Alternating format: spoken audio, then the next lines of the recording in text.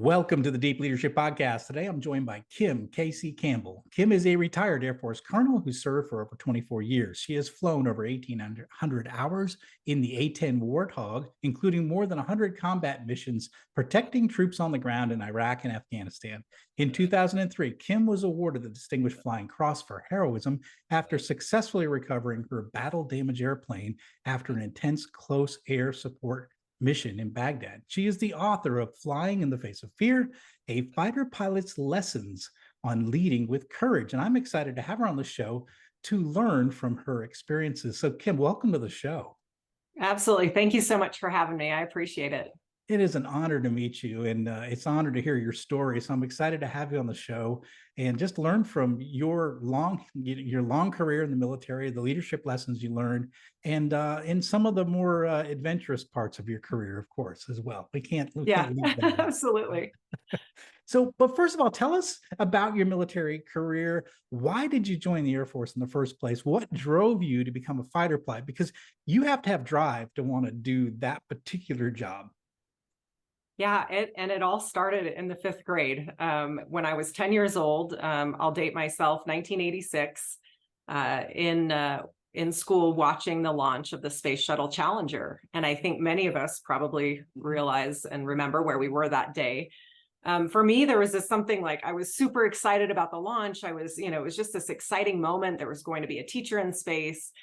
And then watching really the tragedy play out in front of me. I mean, I was devastated. I didn't know any of the astronauts, but I felt like it touched me personally. And, I didn't quite understand it then, but talking with my parents, my mom was an oncology nurse. She, just sat and talked to me about, this idea that there are things in life that you're worth, that are worth risking your life for. There are things that are bigger and more important than yourself. And so at fifth grade, I was like, okay, that's what I want to do. I want to be an astronaut. And my dad, he had spent some time in the Air Force. He was a graduate from the Air Force Academy. He listened to me say that. And he said, well, a lot of those, astronauts were pilots, and many of them went to the Air Force Academy. That's something you might consider.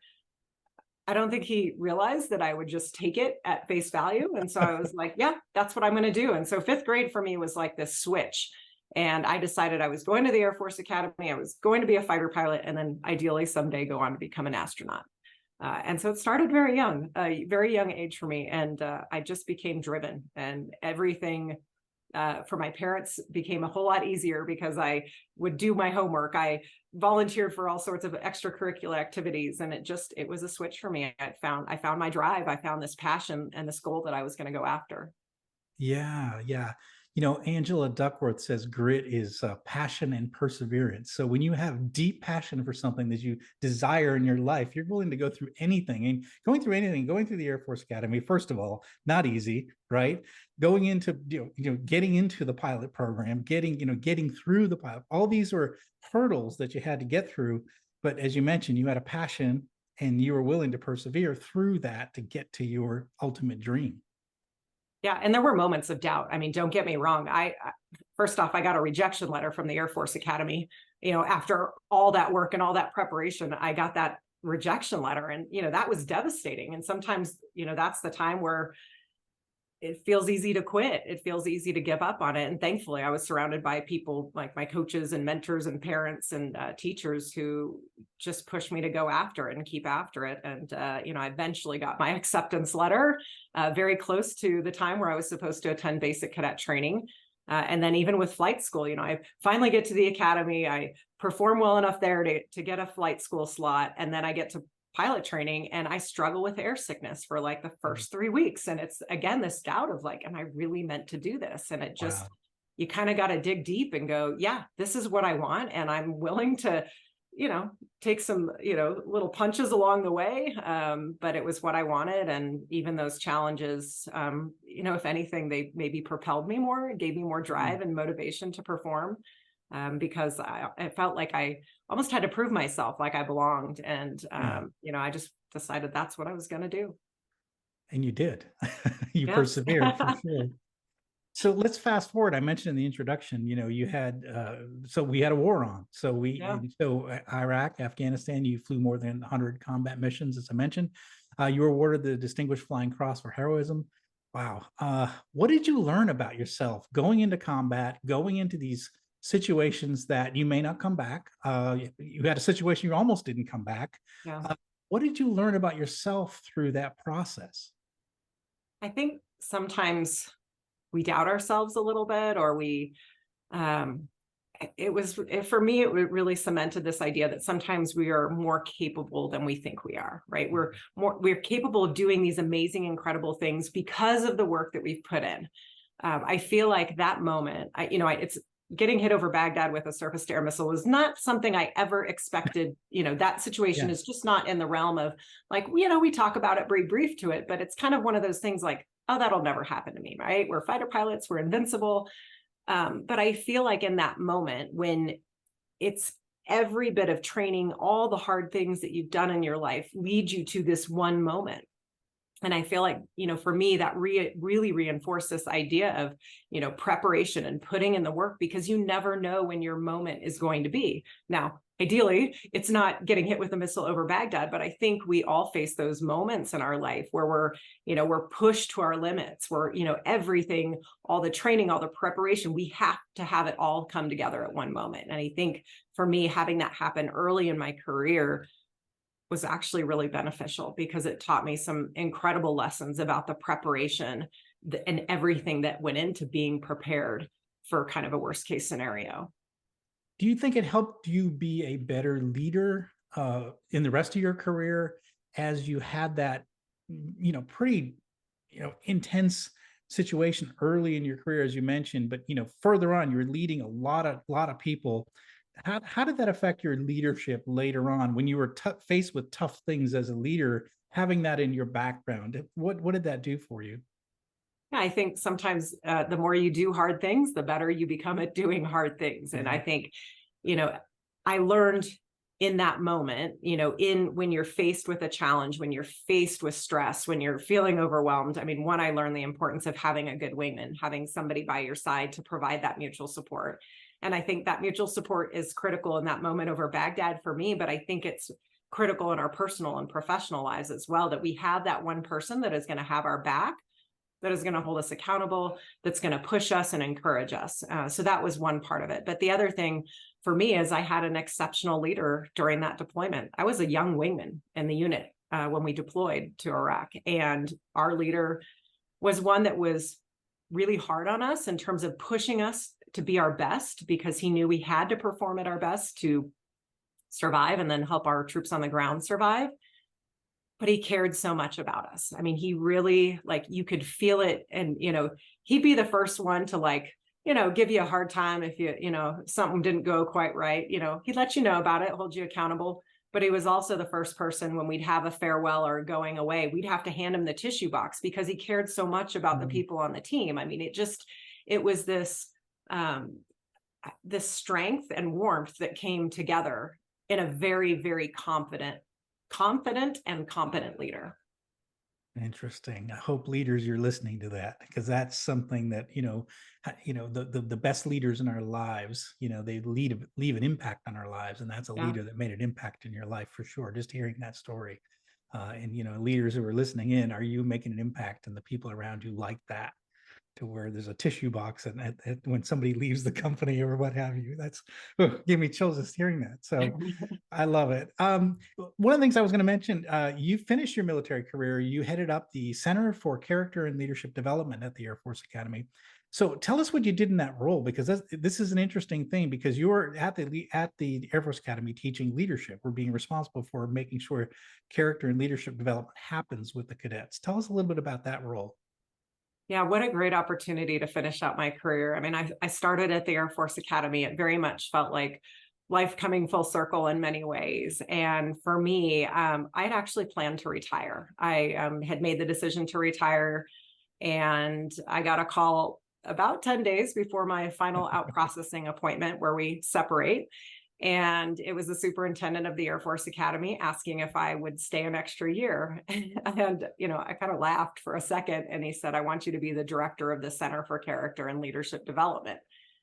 And I was like, if there was one job in the Air Force that would, where I would there's no doubt in my mind that I would stay. This is it, because I'm passionate about leadership and this idea of giving back to this next generation of leaders. I mean, it was just, there was no way I could say no. And, the opportunity to be around some amazing people and an incredible team that are experts in leadership and character development. I learned a lot about myself in that leadership role as well.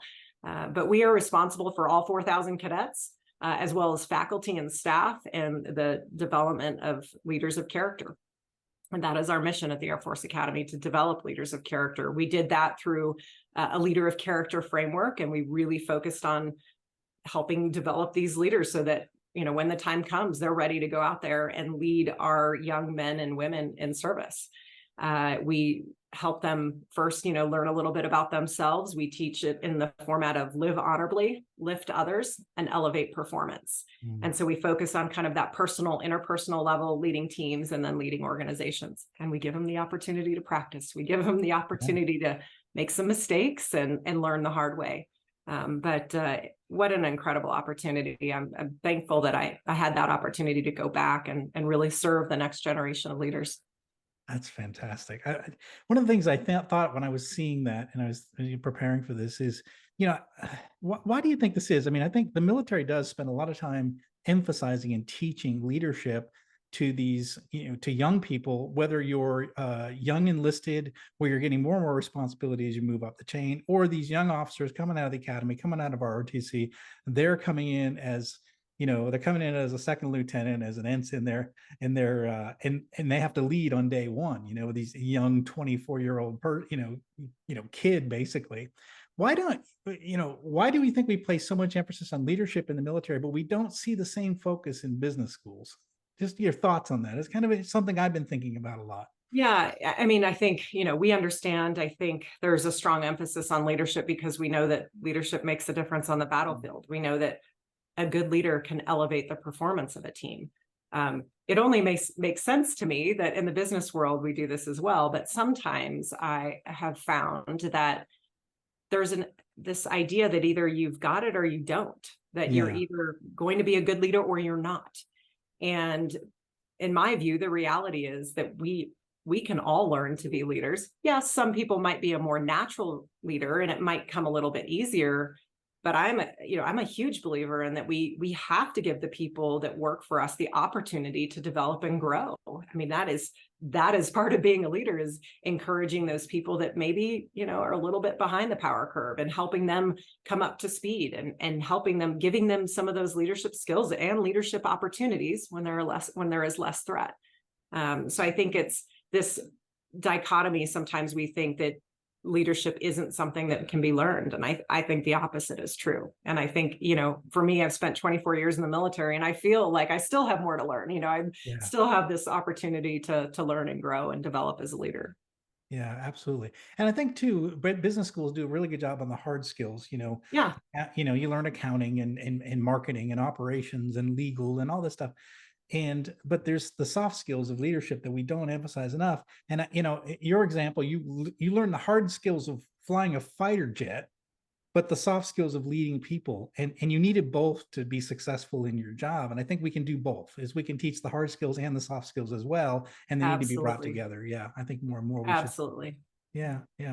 So you've led teams. I mean, obviously, you've gotten into a very senior role, a senior officer in the Air Force. You've led teams more than 1,000 people. What are some things that helped you be successful as a leader? It's funny, we were just talking about all this because it leads right in terms of how I thought I should be as a leader when I first started out, and then how I developed as a leader. And I think early on, I had this idea that, here I am, I'm, combat proven fighter pilot, right? Like I should have the answers. I should, I shouldn't have doubts. I shouldn't have uncertainties. We should go out, we should execute, kind of this tough exterior. And, what I realized over time is that is not what my young airmen wanted. My young airmen wanted to see me for who I was, the fact that, I'm not just a fighter pilot, I'm a leader and commander, but I'm also a mom, I'm a military spouse. These are all these different sides of me. And that is what allowed me to connect with my airmen more than anything else, just getting to know them on that human level, having that human level conversation just really creating trust and building connections and getting to know people, find out where they, what they value, what's important to them, but also where they struggle, asking their ideas, bringing them into conversations, admitting that I don't have all the answers and I'm willing to listen and learn from my team. That to me was what over time I learned, sometimes the hard way with some feedback from some awesome chiefs, those senior level enlisted in the organization who are, willing to give you straightforward feedback. But I learned from my young airmen too, just in terms of what worked and what connected.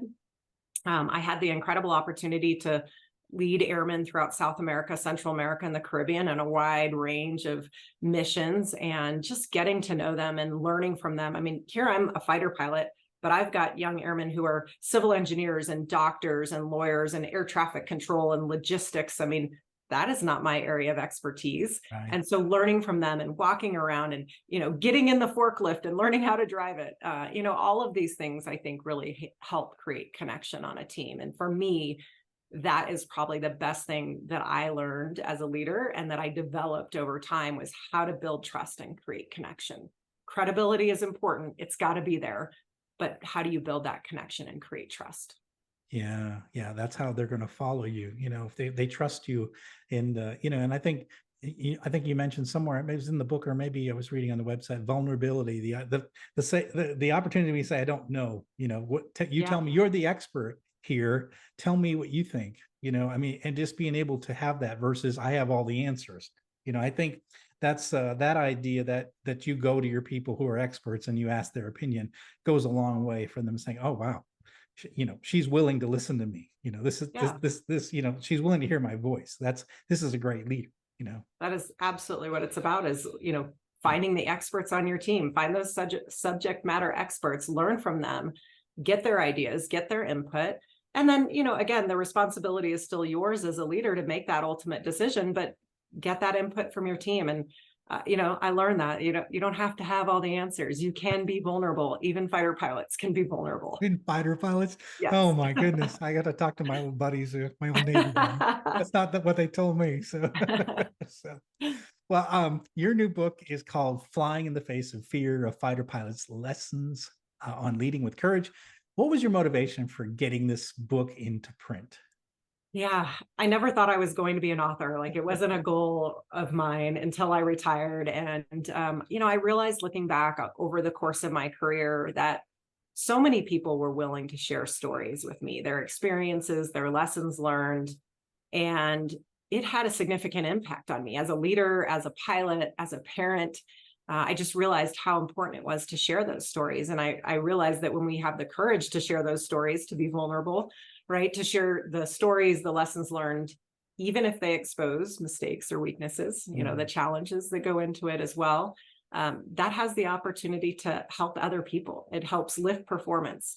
And so for me, it was this idea of, I'm pretty passionate about helping others and helping other people be vulnerable in their leadership growth. So how could I not write it? If this was an opportunity to share the stories and the experiences, the good and the bad, the challenges, the successes, the failures, the mistakes along the way, if that gives someone just a different perspective or a new way to look at things, whether you're a new leader or, you've been around for a while and just looking for a new way to look at things. So I decided to go for it and stuck to it. It wasn't a short process. It took me over 3 years to write, a year to publish. That was not my area of expertise either. But now to have the book out and to hear the feedback and just the different people that it resonates with and connects with, it just makes all that hard work and all the writing so worthwhile. Absolutely. And I think you're right. The idea of passing down these stories is really important. And I think the idea of putting it in a book, I always think you never know who's going to be impacted by this. You have a circle of influence that you think, but when you have a book that's out there, you create this bigger circle of influence, I think, than you realize. And I think that's why I think it's important that experienced leaders write down, lessons learned, things that they learn. I mean, there's been 15,000 books written on leadership, and I think there should be 20,000. There should be 30,000. I mean, these are great for people to learn. We should learn throughout our career from the people who have gone before us. And different books are going to resonate with different people. Exactly. And For me, as I wrote the book, I wanted to be certain that, these are not like this is not the 100%, this has to be the way that you do it. At the end of each section, I included what I just call a considerations for leaders. It's considerations, something for you to think about. But there's so many different perspectives and ideas out there, and you really have to find what works for you. Be that authentic leader that is confident that, this is what works for me because it's true to who I am. I love that. So what is and this was from the book, what is a fighter pilot mindset? I love this. Yeah, it's for me, this fighter pilot mindset is something I've carried with me throughout my career, because to me, this fighter pilot mindset is instilled in us in a very young age, very early in our careers. And it is this desire to excel, right? This relentless pursuit of excellence, while also having the humility to know that you're not always going to get it right. And so it's striving for continuous improvement, always learning from those mistakes and failures along the way. We learn that really through the fighter pilot debrief, which is what we do after every combat mission, whether it's a success, a failure, or somewhere in between. We sit down and we debrief. We have that open, honest discussion where we check rank and ego at the door so that we can learn from each other. We talk about what we did well, maybe not spend a ton of time there. I think that is important as well. You talk about what you do well so you can repeat it. But then we really drill down into the mistakes and find the root cause, come up with those lessons learned, and then figure out what you'll do differently on the next mission. And then the key is you actually share those lessons with other people on the team. For me, that is what instilled this idea of it is okay to make mistakes and fail. We push ourselves in training specifically for that, but we have to pull out the lessons so that we don't continue to repeat those mistakes. It allows us to adapt in an evolving and complex environment. And for me, I have used that not just in aviation in the flying world, but I've used that throughout my roles in leadership as well. It has been highly effective in a way where we can sit down in a safe space to provide feedback, share lessons learned without the blame or shame. What's interesting about what you say is, because I did, my time in the military, then I did 22 years in corporate running 8 different businesses. And one of the things I learned in corporate life was that we don't like to make mistakes. We don't want to make mistakes. Everything has to be perfect. And if there is a mistake, we hide it. We run from it. I talk about in my books, one of the things as a naval officer, you learn to run towards fires. A fire in a submarine is not a good thing. So you run towards it, not away from it. But I noticed in corporate, we ran away from all our problems. So we did just the opposite. And the thing is, you learn deeply from not just your successes, but your failures. And I think the military does a really good job of what I call controlled failure. So you fail, and then you have those opportunities to learn, especially as a young officer, when you're first learning these things, you have a chance to fail a lot and learn a lot from senior people next to you. And I think those lessons, because you fail, they're more deeply entrenched, because you don't want to do that again. You don't want to be embarrassed by that. I really screwed that one up, and I think the lessons are deeper, I think, than if you whitewash or you don't talk about the failure. You're just like, you move on because you're embarrassed by it. But I think having those discussions, learning from your failures, is a big part of becoming better at what you do. Absolutely. It's critical. I mean, don't get me wrong. I don't like to make mistakes. I don't like to fail, and it's still uncomfortable, but I also have learned over time through repeated learning that, some of the best lessons come from those failures and mistakes. You just have to have that right mindset. Yeah, I love that. That's so good. So this is an interesting question for someone who's been in your shoes. What techniques can you give us as leaders for staying calm under pressure? So leading our teams in crisis, leading our teams through a pandemic, or what have you, an economic downfall, or all these things that we face as business leaders. What are some techniques or some ideas that we can learn from a fighter pilot? Yeah, it's I've seen some really calming influences over time, flying A-10s in combat. And, it's amazing when there's chaos all around you and things feel like they're going wrong. That soothing voice over the radio to just say, we've got you, we've got this, and here's our plan, and here's what we're going to do. I've been on the receiving end of that, and I've also been on the other end where I've got ground troops screaming for support, and I'm just trying to be as calm and composed as I can, even though my mind and heart is racing inside. I'm just trying to be calm and composed for them, to let them know that we've got it. We've got a plan and we're going to execute. One of the things that's really worked for me is this technique that we learned early in our training, and it just helps us prioritize under pressure, prioritize during an emergency. And it's not just military aviation, it's civilian aviation as well, but it's aviate, navigate, communicate. And aviate means we focus on what is most important first. In the air, that's flying the airplane. In life, it's what is that one thing that you have to keep doing? What is that mission that you can't stop doing or you will fail? And then you can take that next step and navigate. Where are you going to go? If you have an emergency, what's your next step? Where is that direction? Where are you going to go? Well, in a crisis, it's important to know where we're going to go as well. We need to have a clear path for our team. We need to also understand the threats and the risks to our team and the mission, similar in the air. And then we can take it to that next step, which is communicate. And communicate in the air now is reaching out for help, either to your wingman to let them know what happened. You can communicate to others to let them know that you need help, to let them know your plan. And I think the same applies in a crisis, probably perhaps more important in a crisis is just that communication of letting your team know the plan and reaching out if you need help. But it just helps me kind of focus, okay, when I'm feeling overwhelmed in the pandemic, for example, when there's so many things going on around us, there's all these things going wrong, what can I control? What is most important? How can I center up and let some of these other things go? Easier said than done. But how do I center up and focus on what is most important? And then I can take that next step. Yeah, and I think you're right. You mentioned this idea of being a calm influence too. And I think if we panic as a leader, I think we need to be vulnerable. We need to be authentic, but we also can't be panicking, because I think we are, our mood is contagious. And so I think if we panic, everybody panics. So the idea of being calm in a crisis, but, again, I think I like the idea of setting your priorities. And I think, aviate, navigate, communicate, these resonate really well for business as well. So. Yeah. And I think, it's this idea that you can say, this is a serious situation. There is a lot going on right now, but you can say it in a very calm way. And ideally, you've had some time to take that deep breath, take a step back and kind of come up with your plan of action. But even in the moment, if you're, suddenly faced with all of these things, you can just still remember that calm, take a deep breath. And sometimes the best thing we can do in the chaos is nothing. We can take that step back, take some time to think. Granted, it's situation dependent, but sometimes the best thing is to do nothing and just take some time to assess the situation and then take appropriate action. Great. I love that.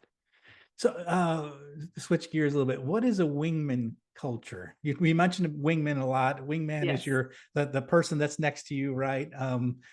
What is a wingman culture and how can we use that in our organizations? Yeah, so I think we're all familiar with the wingman now because everybody's seen Top Gun. Right. A Navy movie, by the way. Yes, I know. And one the Air Force should have taken a long time ago. I know. Different story. And Navy did well with that. The wingman is the person that has your six, right? The area behind you, you can't see. A wingman has a different perspective. They're looking out for threats. They're looking out for things that maybe you can't see because you're focused on what's in front of you. You're focused on navigating. You're focused on finding the target and getting to the target. A wingman has your back. A wingman sees those things from a different perspective. A wingman also knows the role that they play. They know where they fit into the bigger picture. They know the specific role that they play on the team, and they understand that their individual performance is critical for the team's success. So this idea of a wingman culture on a team in any organization is, does everybody on the team understand the role that they play and how do they fit into the bigger picture? And we understand that we can push each other, we hold each other accountable, because when we lift each other's performance, it elevates the performance of a team. It's this idea of interdependence where we all are relying on each other to perform at their best. But it also is this encouraging idea of, we know we're going to work together. We're going to support each other. We're going to push each other to be at their best, but we're going to encourage and support along the way as well. And I think, it's built on trust. It's built on trust. And it is also built on a common and shared purpose. And when you have that, now you can help everybody better understand the role that they play, where they fit in, and trust that we are going to hold each other accountable. We're going to have our back. We're going to check 6 when we need it, in order to elevate the performance of a team. Yeah, I think I think if we operate, any of us in anything that we do, if we know someone has our back, it just gives you a different perspective, right? And I think sometimes there's cultures, and I've worked in company cultures where you felt like no one had your back, like Yeah. everyone was looking to put a knife in your back, and so it was one of those cultures where it was not you were very guarded in everything you did. But when you're in an environment where everybody has your back, you have a team, you can depend on each other, you have each other's back, then I think you're going to push for much higher levels of performance than that. You're not always just protecting yourself. You're willing to stretch because you know someone's there to back you up. Yeah, the performance is higher, and hopefully you're happier and you enjoy work more because you're around a team that supports you and has your back. I think people stay on teams when they like their team, right? When they feel valued and respected and supportive, they stay. When you don't feel that way, you're more likely to leave. Yeah, absolutely.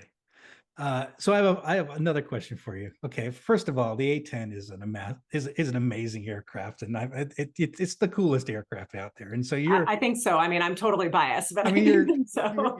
you're a badass fighter pilot. I just have to say that. So one of the things I was going to ask you, you were super successful in a field that's dominated by men. I mean, men typically over time have been these fighter pilots, but you went in there and you were very successful in what you did, moving up to the rank of colonel. So you clearly, mastered your craft and you were excellent at what you did. What are some strategies that female leaders need to employ to kind of overcome some of the challenges of working in male dominated environments? I work in the manufacturing world. I work in, we make products for electric utilities. This is, you go to trade shows, it's all men, right? Yeah. So, but there's a lot of women that are doing really well in our industry. So what are some strategies maybe for how does a female leader, overcome some of those challenges of being in a male dominated world? Yeah. And I guess I would say also, don't get me wrong in this. Like, I had my doubts going in. I had my uncertainties and fears and a lot of pressure that I put on myself. I mean, when I went into my very first fighter squadron, I think there was something like 35 female fighter pilots in the entire Air Force out of about 3,500.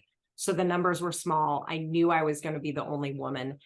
And there was part of me that just put so much pressure on myself. Like, I felt like if I made a mistake or failed in any way, that I was going to ruin it for all the women that followed me. And that is a ton of pressure. It's a ton of pressure that I put on myself. What I realized and how I learned these things was I walked into that fighter squadron and I was on a mission to be credible. I wanted to be the best fighter pilot that I could be. And I worked hard. I was in the books. I was in the vault learning about all, the classified systems. I just spent a lot of time working my way up to be very credible in the airplane. So to me, that was number one.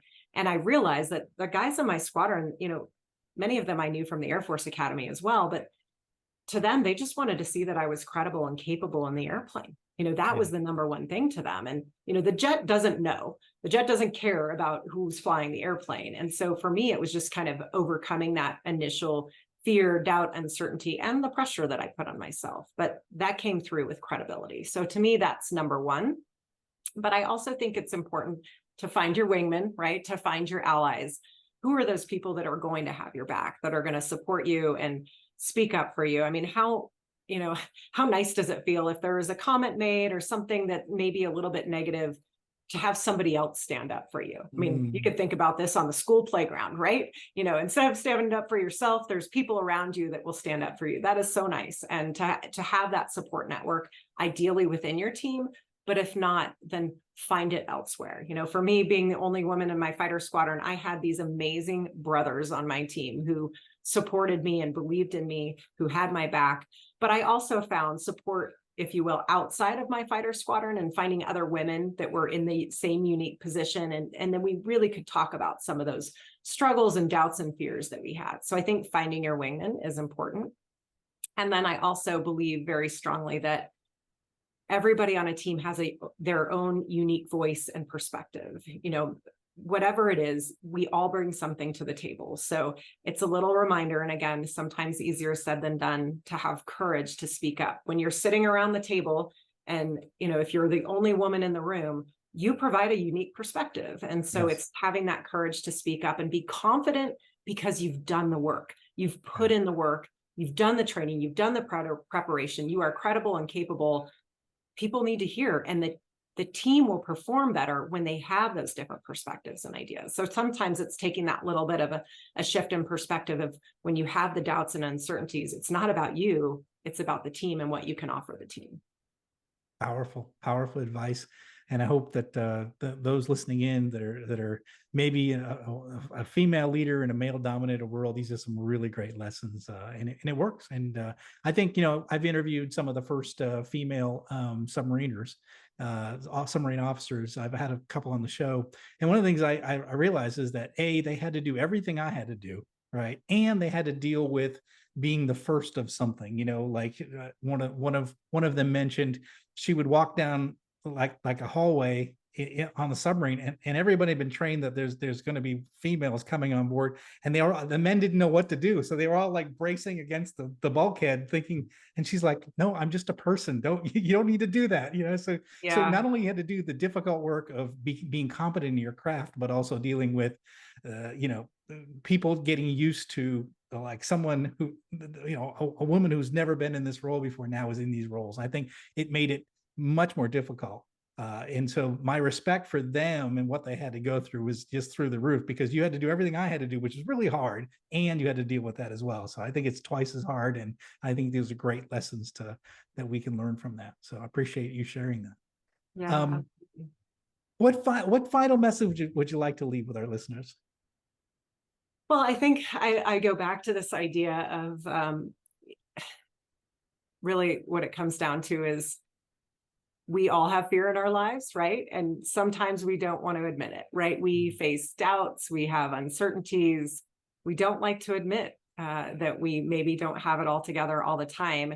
And I think as I look back on my career, there were many times where I kind of had that real excitement for something, but also just a nervousness about not meeting expectations or, not living up to these expectations that I put on myself. It's the fear of failure. And sometimes that fear can drive us in the wrong direction, but it is all about what we do in those moments. I think back to the days that I walked up the ramp at the Air Force Academy for basic cadet training. I think about walking into my first fighter squadron. I think about taking command of my first unit.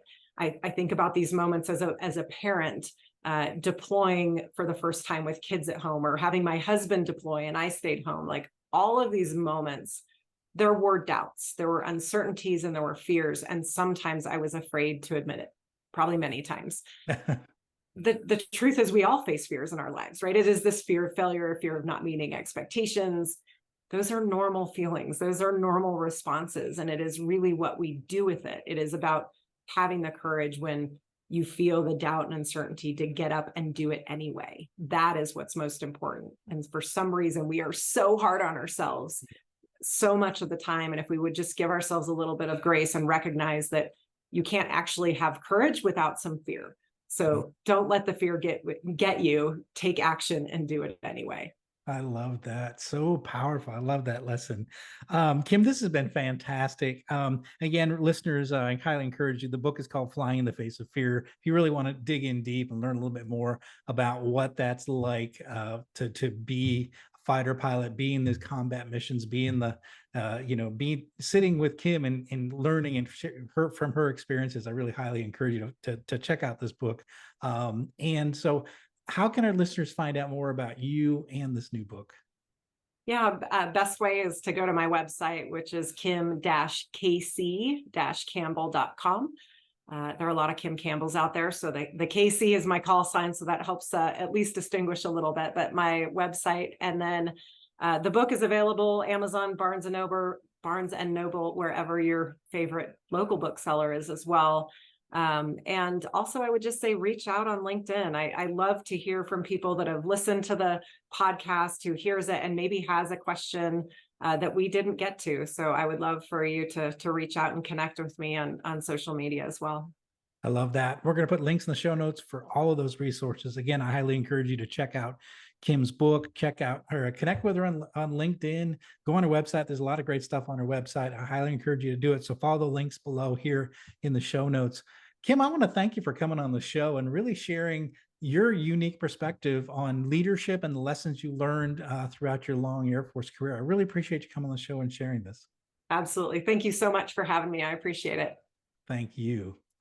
Well, that's it for today. Thank you for listening to Deep Leadership. If you like this podcast, please subscribe and share so we can continue to build a world with better bosses. Until next time, this is John Rennie saying take care and lead well.